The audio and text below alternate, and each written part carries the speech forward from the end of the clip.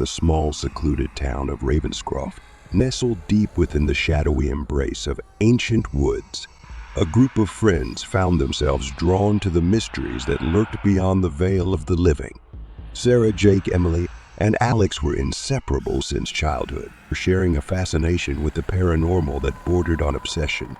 One fateful night, their shared curiosity would lead them down a dark path that none could have anticipated. They had gathered at Alex's inherited family home, an imposing Victorian mansion with a history shrouded in mystery. Rumors whispered of strange occurrences and unexplained deaths that had plagued the house for generations. The Ouija board, an antique with a worn wooden surface and cryptic symbols, sat in the center of the table. The planchette, cold to the touch, rested upon it, ready to glide across the board to reveal messages from the other side. Excitement and trepidation mingled in the air as they placed their fingertips on the planchette. Their eyes locked on each other. "Is there anyone here with us?" Emily asked tentatively, her voice barely a whisper. The room fell silent, and for a moment, nothing happened. Then, with a sudden jolt, the planchette began to move on its own accord. "I am here." A chill swept through the room, and an invisible presence seemed to envelope them. Fear and fascination battled within each of them as they continued to communicate with the mysterious entity. The messages became increasingly unsettling, revealing details about the friends' pasts and secrets that no one else could know. As the clock ticked away, the atmosphere in the room darkened. Emily, the first to feel the icy fingers of dread, suddenly gasped and clutched her throat as if an unseen force were choking her. Panic spread among the friends as they desperately tried to break the connection. But the planchette continued to move with a malevolent energy. In a sinister twist of fate, the messages on the Ouija board foretold the deaths of each friend, one by one, in gruesome and horrifying ways. The air became thick with an otherworldly presence, and the temperature in the room plummeted. Shadows danced on the walls, taking on sinister forms that seemed to move independently of the flickering candlelight. Sarah, the second victim, experienced a series of paranormal events that led her to the dark corners of the house. She heard whispers in the wind and saw ghastly apparitions that tormented her until she met a tragic end in the cold, desolate attic. Jake, the third friend, succumbed to a nightmarish vision that lured him into the basement. As he descended the creaking stairs, the darkness closed in around him, and the temperature dropped to bone-chilling levels. The friends' terrified screams echoed through the halls, but their pleas for mercy fell on deaf ears. Alex, now the last remaining friend, felt a profound sense of dread as the Ouija board spelled out his fate. The entity reveled in the fear that permeated the room, its malevolent presence growing stronger with each passing moment. Alex, paralyzed with terror, knew that he couldn't escape the inevitable. In the final moments, the room plunged into complete darkness, and an otherworldly wail echoed through the house. When the first light of dawn crept through the windows, the mansion stood silent. The Ouija board, now still and lifeless, bore witness to the tragic fate of the friends who had dared to communicate with the supernatural, their souls trapped in the shadows. Their story became a cautionary tale passed down through the generations, a grim reminder of the dangers that lurked beyond the veil of the living.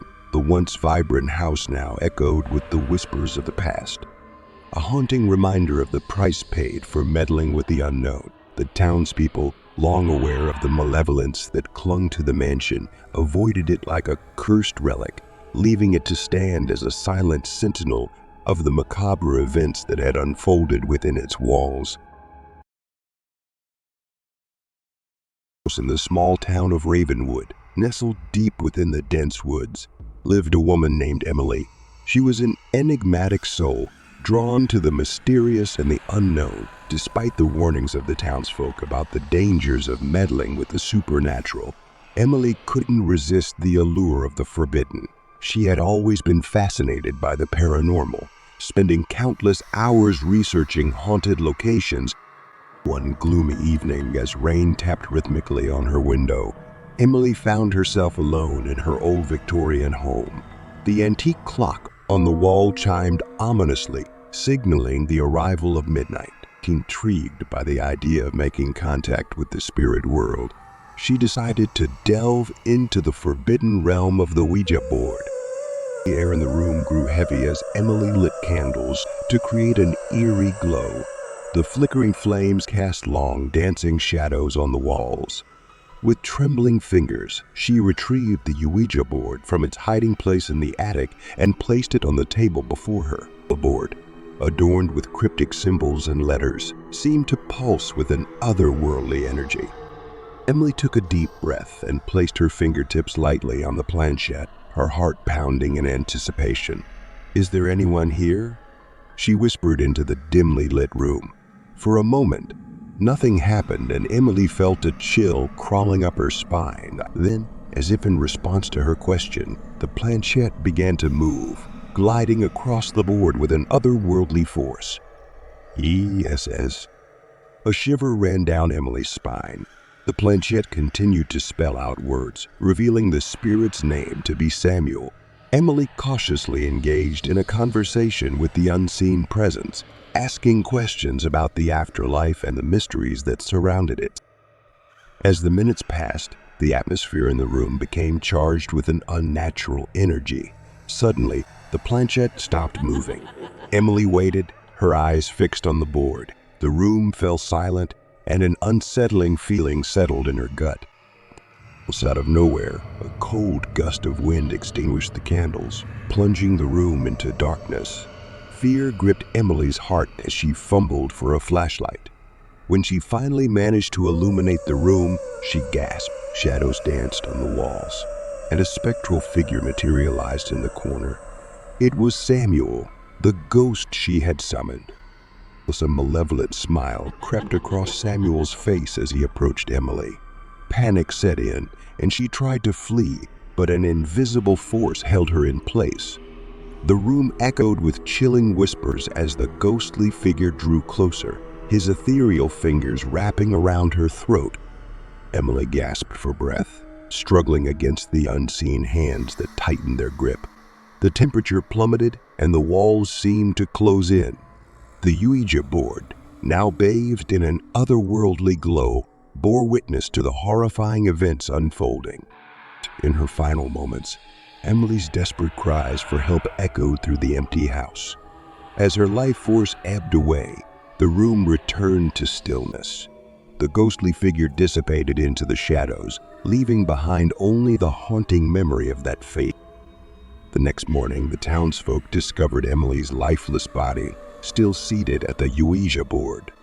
Whispers of her tragic demise spread through Ravenwood, and the once curious town now regarded the Victorian home with a mixture of fear and superstition. The Ouija board, a cursed relic, remained untouched, a grim reminder of the night a woman dared to communicate with the other side and paid the ultimate price. And thus, the legend of Emily and the haunted Ouija board became etched into the dark history of Ravenwood, a cautionary tale of the dangers that lurk beyond the veil of the unknown.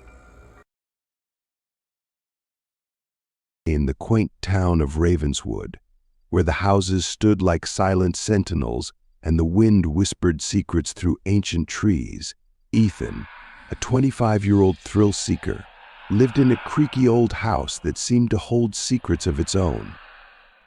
His insatiable curiosity led him to explore every nook and cranny, and one fateful day, he stumbled upon an antiquated Ouija board hidden away in the depths of his family's attic. The Ouija board, covered in a thick layer of dust, seemed to beckon to him with an otherworldly charm. The letters on the board were faded, and the planchette felt cold to the touch. Unable to resist the allure of the unknown, Ethan decided to gather a small group of friends for a night of mysterious exploration. As the sun dipped below the horizon, the group ascended into the dimly lit attic, carrying with them an air of excitement mixed with trepidation. Candles flickered in the corners, casting dancing shadows on the worn-out wooden floor. The atmosphere was charged with an eerie energy as they arranged the candles in a circle, preparing for the summoning. Ethan, taking on the role of the brave leader, guided his friends in placing their fingers on the planchette. The room fell into a hushed silence as they collectively asked, "Is there anyone here with us?" The planchette hesitated before gliding towards yes, and a shiver ran down their spines. With a mixture of fear and fascination, Ethan probed further. "Who are you?" The planchette spelled out the name Alex. A palpable tension filled the room, as none of them recognized the name, yet a mysterious connection seemed to weave itself between the group and the unseen entity. "How did you die?" Alex Ethan asked, his voice carrying a weight of anticipation. The planchette moved deliberately, spelling out a CCIDENT. The room descended into an uncomfortable silence, punctuated only by the distant howl of a lone wolf, adding an extra layer of spookiness to the unfolding events. Suddenly, the room plunged into complete darkness. The candles extinguished simultaneously, leaving the group in a void of uncertainty. Panic set in as they fumbled for flashlights, and in the flickering beams, they noticed an otherworldly glow emanating from the Ouija board. A ghostly whisper echoed through the room, sending shivers down their spines. "Release me." The words lingered in the air, laden with a malevolent force that seemed to clutch at their very souls. Frantically, Ethan and his friends attempted to lift their hands from the planchette, but an unseen force held them in place. The room seemed to constrict around them as an icy chill settled in. In a desperate bid to sever the connection, Ethan uttered the words, "Goodbye." The planchette jerked violently, and the room returned to an eerie stillness. The candles reignited, casting an uncertain glow on the pale faces of the friends. The Ouija board, now imbued with an ominous energy, remained a silent witness to the inexplicable encounter. As they stumbled out of the attic, shaken to their core, Ethan couldn't shake the feeling that something lingered in the shadows, waiting to be released once more. The haunting memory of that night lingered in their minds like a ghostly echo of an encounter with the supernatural. The Ouija board, now a relic charged with a mysterious power, continued to hold its secrets, patiently waiting for the next curious soul to unlock the mysteries it guarded. Days turned into weeks, and weeks into months, but the aura of that night lingered in the house. Strange occurrences and unexplained phenomena became a part of their daily lives. Shadows seemed to dance in the corners of rooms and whispers echoed in the halls, carrying with them a sense of unease. Ethan, consumed by a relentless desire to understand the inexplicable, delved deeper into the history of Ravenswood. The more he learned, the more he realized that the town held a dark and ancient secret